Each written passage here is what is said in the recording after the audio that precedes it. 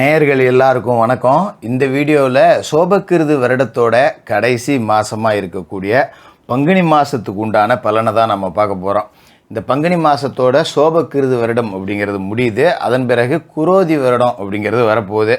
அதுக்கு தமிழ் புத்தாண்டு பலன் அப்படிங்கிறது நம்ம தனியாக போடுவோம். இந்த வீடியோவில் இந்த பங்குனியோட கிரக நிலைகள் எப்படி இருக்குது, இந்த பங்குனி மாதம் உங்களோட ராசிக்கு எப்படி இருக்குது, நினச்சது நிறைவேறுமா, இது எல்லாத்தையும் தான் நம்ம பார்க்க போகிறோம்.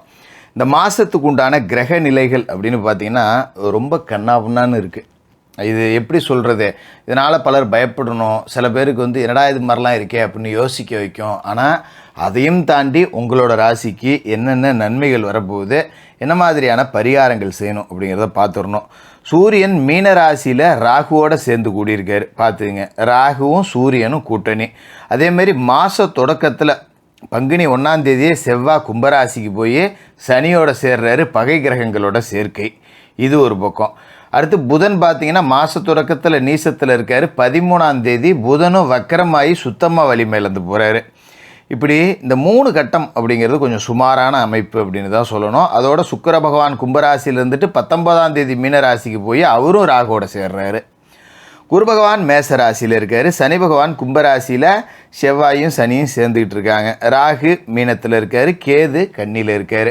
இந்த கிரக அமைப்புகள், இந்த பகை கிரகங்களோட சேர்க்கை, இது எல்லாம் சேர்ந்து உங்களுக்கு இந்த மாதத்துக்கு என்ன பலன் கொடுக்க போகுது அப்படிங்கிறத பார்ப்போம். மிதுனராசி நேயர்களே, உங்களுக்கு இந்த பங்குனி மாதம் எப்படி இருக்குது அப்படின்னு பார்த்தோம்னா, இந்த பங்குனி மாதத்துக்கு உண்டான கிரக நிலைகள் அப்படின்னு பார்க்கும்போது மாத தொடக்கத்தில் ராசிக்கு அதிபதி நீசம். கேந்திராதிபத்திய தோஷம் பெற்ற ஒரு கிரகம் நீசம் அடைகிறது அப்படிங்கிறது நல்லது தான். ஏன்னா ராசி அதிபதி நீசம் அடைகிறாரு, அதோட இந்த மாதத்தில் வக்கரமும் அடைகிறாரு. அதனால் நமக்கு ஏகப்பட்ட பாதிப்பு வரும் அப்படின்னு நீங்கள் நினைக்கலாம். ஏன்னா பொதுவாகவே உள்ள பார்வை அப்படிங்கிறது அதுதான். ராசிக்கு அதிபதிக்கு பலம் இல்லை அப்படின்னா நமக்கும் பலம் இல்லை அப்படிங்கிற மாதிரி தான். இது மற்ற கிரகங்களை ராசி அதிபதியாக கொண்டவர்களுக்கு தான். புதன் கேந்திராதிபத்திய தோஷம் பெற்ற ஒரு கிரகம் அப்படிங்கிறதால அவர் நீசம் அடைகிறதோ இல்லை வக்கரம் அடைஞ்சு பலம் இழந்து போகிறதோ அப்படிங்கிறது ரொம்ப நல்லது. இப்போ மாத தொடக்கத்தில் அவர் நீசம் அடைஞ்சு இருக்கிறதால தொட்டது உங்களுக்கு தொடங்கும். ரொம்ப காலமாக ஒரு விஷயத்தை செய்யணும் அப்படின்னு நினச்சி அது தட்டிக்கிட்டே போயிருக்கோம். இல்லை செய்யறதுக்கு நேரம் கிடைக்காது, இல்லை செய்யறதுக்கு பணம் இருக்காது, பணம் இருந்தால் ஆள் கிடைக்காது, ஆள் கிடைக்கிற நேரத்தில் பணம் கிடைக்காது. இப்படி ஏதோ ஒரு ரூபத்தில் தட்டிக்கிட்டு போன காரியங்கள், தள்ளி போட்டுக்கிட்டே போன காரியங்கள் எல்லாத்தையுமே இப்போ செஞ்சு முடிச்சிடலாம். அதாவது ஒரு நிம்மதி பெருமூச்சு விட்டுறலாம். இது அப்பாடா இதை செய்யறதுக்காடா நம்ம இவ்வளோ நாள் உட்காந்துருந்தோம் அப்படிங்கிற மாதிரி செஞ்சு முடிச்சுட்டு நிம்மதி பெருமூச்சு விட்டுறலாம்.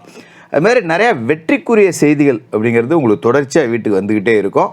நிறைய திட்டமிட்ட காரியங்களை திட்டமிட்டபடியே நடத்துவீங்க. நிறையா அதே மாதிரி பார்த்திங்கன்னா வேலை தேடினவங்களுக்கெல்லாம் இப்போ வேலை கிடைக்கும்.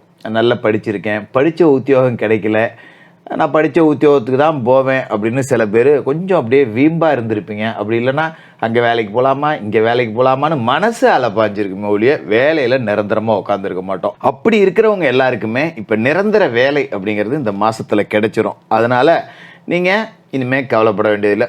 கரெக்டாக சொல்ல போனோம் அப்படின்னா இந்த மாதம் முடியறதுக்குள்ளே வேலையில்லாத மிதுனராசிக்காரர்கள், அந்த வயதுக்குரியவர்கள் இருக்கவே மாட்டாங்க. ஏதோ ஒரு வேலை, நமக்குன்னு ஒரு 10 ரூபா சம்பாத்தியம், கேட்குற சொந்த பந்தம், நட்பு வட்டத்தில் உள்ளவனுக்கு பதில் சொல்ல முடியாமல் கடந்திருப்போம். எங்கே போனாலும், நல்லது கெட்டதுக்கு போனாலும் என்ன செய்கிற, என்ன வேலை பார்க்குற, இதே தான் கேட்டுக்கிட்டு இருப்பாங்க.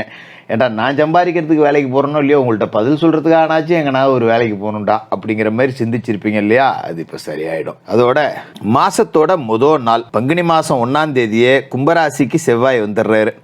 மாதம் முழுக்க அவர் அங்கே தான் இருக்க போகிறாரு. என்ன காரணம் அப்படின்னா அங்கே ஏற்கனவே சனி இருக்கார். இது ஒரு முரண்பாடான கிரக சேர்க்கை. ராசிக்கு 9ஆவது வீட்டில் நடக்குது. ராசிக்கு 8க்கும் 9க்கும் அதிபதியான சனி 6க்கும் 11க்கும் அதிபதியாக இருக்கக்கூடிய செவ்வாயோடு சேர்றதால உத்தியோக மாற்றம் அப்படிங்கிறது நிச்சயமாக நடக்கும். ஏதாவது ஒரு இடத்துல எங்கே வேலை செஞ்சுக்கிட்டு இருந்தாலும் சரி தூக்கி அடிக்கப்படுவீங்க. அது இப்போ வெளியூரில் வேலை செய்கிறவங்க சொந்த ஊருக்கு திரும்பலாம், சொந்த ஊரில் வேலை செய்கிறவங்க வெளியூருக்கு மாற்றப்படலாம். ஏதோ ஒரு ரூபத்தில் வேலையில் இடமாற்றம் அப்படிங்கிறது இருக்குது. அது சுயஜாதக பலத்தை பொறுத்து, சுயஜாதகத்தில் செவ்வாய் சனியோட பலத்தை பொறுத்து நல்ல மாற்றமாகவோ இல்லை நமக்கு தேவையற்ற மாற்றமாகவோ இருக்கும். அதை பெருசுப்படுத்திக்க வேண்டியதில்லை. வரக்கூடிய மாற்றங்களை ஏற்றுக்கிறது அப்படிங்கிறது தான் நல்லது. அது மாதிரி சில பேருக்கு வந்து பூர்வீக சொத்தில் பிரச்சனை கொடுக்கும். சம்மந்தமே இல்லாமல் பூர்வீக சொத்தை பிரிச்சுக்கணும்னு இப்போ ஆரம்பிப்பாங்க. எனக்கு முன்னாடி வேணும் பின்னாடி வேணும்னு சகோதரர்களுக்குள்ளே சண்டை வர்றது, இல்லைனா பங்காளி ஒருத்தன் எனக்கு 2 அடி சேர்த்து இருக்கும்பான், இல்லைனா அந்த பக்கம் இருக்க போஸ்ட் கம்பத்தை மாற்றி இந்த பக்கம் போடு, இல்லாட்டி நடுவில் போடும்பான். இந்த மாதிரி ஏதாவது ஒரு சொத்து பிரச்சனை வரும். அதனால் கூடுமான வரைக்கும் பூர்வீக சொத்து பத்து நிறையா வச்சுருக்கவங்க எல்லாம் வந்து இந்த காலகட்டத்தில் பிரிவினையை பற்றி பேச வேணாம். ஏற்கனவே பிரித்து வச்சுருந்தீங்க அப்படின்னா முறையாக அளந்து கல்லை போட்டு வேலி போட்டுக்கிறது அப்படிங்கிறது தான் இந்த காலகட்டத்தில் நல்லது. அதேமாரி ஒரு வண்டி மாடு வச்சுருக்கேன், ஒரு மாடு வச்சுருக்கேன், கறவை மாடு வச்சுருக்கேன், அடுத்தவங்க கொள்ளையில் போய் மேய்ஞ்சிருது, இல்லை அடுத்தவங்க கொள்ளையிலேருந்து மாடு வந்து நம்ம கொள்ளையில் மேய்ஞ்சி போகுது, இந்த மாதிரிலாம் வரும் தேவையில்லாத பிரச்சனை. அதெல்லாம் கொஞ்சம் இழுத்து பிடிச்சி அனுசரித்து தான் ஓட்டிக்கிட்டு போகணும். கூடுமான வரைக்கும் சனிக்கிழமையில் அனுமன் வழிபாடு செய்யுங்க. செவ்வாய்க்கிழமை தோறும் முருகப்பெருமான் வழிபாடு செய்யுங்க. இந்த சனி செவ்வாயோட இந்த பகை கிரகத்தை நாம் சமாதானப்படுத்தி வைக்கிறோம். அதோட பங்குனி 13ஆம் தேதி மீனத்தில் இருக்கிற புதன் வக்கரம் அடைகிறார், ராசிக்கு அதிபதி. இப்போ வக்கரமும் அடைகிறார், ஏற்கனவே நீசம், இப்போ வக்கரமும் சேர்த்து அடைகிறாரு. அப்படிங்கிறப்ப நமக்கு லேசாக உடம்புல பிரச்சனை எட்டிப்பாகும். சாப்பிட்ட சாப்பாடு செரிக்காது, உணவு ஒவ்வாமை ஏற்படும். அதனால் கூடுமான வரைக்கும் நம்ம உடம்பு விஷயத்தில் மட்டும் கவனமாக இருந்துக்கணும். எங்கேயாவது பயணம் போகிறோம், ஒரு வெளியூருக்கு குடும்பத்தோடு போகிறோம் வரோம் அப்படின்னா நம்ம வீட்டிலேருந்தே சாப்பாடு கௌரவம் பார்க்காம எடுத்துகிட்டு போயிடுறது நல்லது. போன இடத்துல கண்டதையும் ஹோட்டலில் தின்னுட்டு அதால் அஜீரண கோளாறு பிரச்சனை, அப்புறம் 2 நாளைக்கு லீவு போட்டுட்டு வீட்டில் உட்காந்து கிடக்கணும். இந்த மாதிரி வரும். அது நமக்கு தேவையில்லாத வேலை. இதுமாதிரி 4வது வீட்டுக்கு புதன் அதிபதியாக இருக்கிறதால வண்டி வாகனத்தில் போகும்போது கொஞ்சம் கவனமாக இருக்கணும்.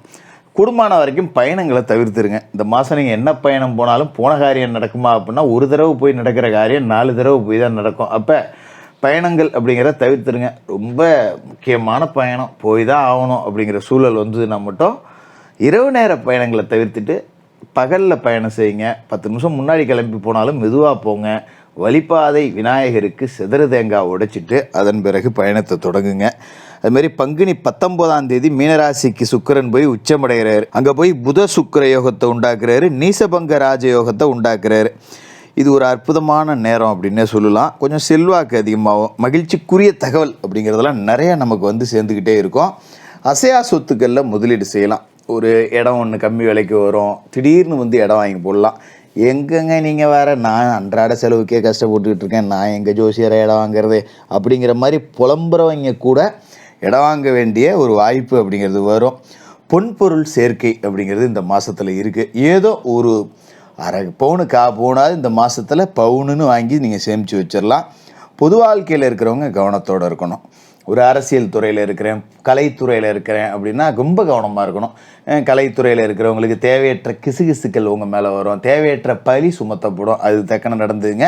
இதுமாரி அரசியல்வாதிகள் மேடையில் பேசும்போது ஆதாரமற்ற கருத்துக்களை பேசிடக்கூடாது, வாய்க்கு வந்த வாக்குறுதிகளை அள்ளி வீசிடக்கூடாது, மக்கள்கிட்ட பேசும்போது கோவப்படக்கூடாது, ஒரு சமூக வலைதளங்களில் எழுதும்போது ஆதாரமற்ற கருத்துக்கள் எதையும் எழுதிடக்கூடாது. இதெல்லாம் கவனமாக இருக்கணும்.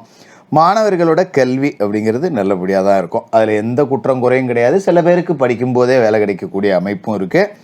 சூரியன் ராகு சேர்க்கை அப்படிங்கிறது இருக்குது. ராசிக்கு 10ஆம் இடமான தொழில்ஸ்தானத்தில் சூரியனும் ராகுவும் கூடியிருக்காங்க. சகாயஸ்தானாதிபதி சூரியனோடு ராகு இணைஞ்சிருக்கிறதால தொழிலில் பங்குதாரர்களால் தொல்லை நடக்கும். சில பேர் செய்கிற தொழிலை விட்டுறலாமா அப்படிங்கிற யோசனை கூட வரும். எப்பேற்பட்ட பிரச்சனை வந்தாலும் கொஞ்சம் விட்டு கொடுத்து இப்போ எந்த முடிவும் எடுக்காமல் அப்படியே செய்ய வேண்டியதை செஞ்சுக்கிட்டே இருக்கிறது அப்படிங்கிறது தான் நல்லது. மற்றபடி பெரிய அளவில் பாதிப்பு இல்லை. லாபத்தில் இருக்கிற குரு 10 ரூபா வருமானம் அப்படிங்கிறத கொடுத்துக்கிட்டே இருப்பார். அதை பற்றி நீங்கள் கவலைப்பட தேவையில்லை. தினமும் குளிச்சு மொழி விட்டு விநாயகப் பெருமான் வழிபாடு செய்யுங்க. சனிக்கிழமை மாலை நேரத்தில் சனி பகவானுக்கு எல் தீபம் ஏற்றி எல் சாதத்தை நைவேத்தியமாக படைச்சி காக்கைக்கு அன்னம் விட்டுட்டு மாற்றுத்திறனாளிகளுக்கு உங்களால் முடிஞ்ச உதவிகளை செய்யுங்க. இந்த பங்குனி மாதம் ரொம்ப அற்புதமான மாதமாக இருக்கும். மிதுன ராசிக்காரர்களுக்கு வாழ்த்துக்கள்.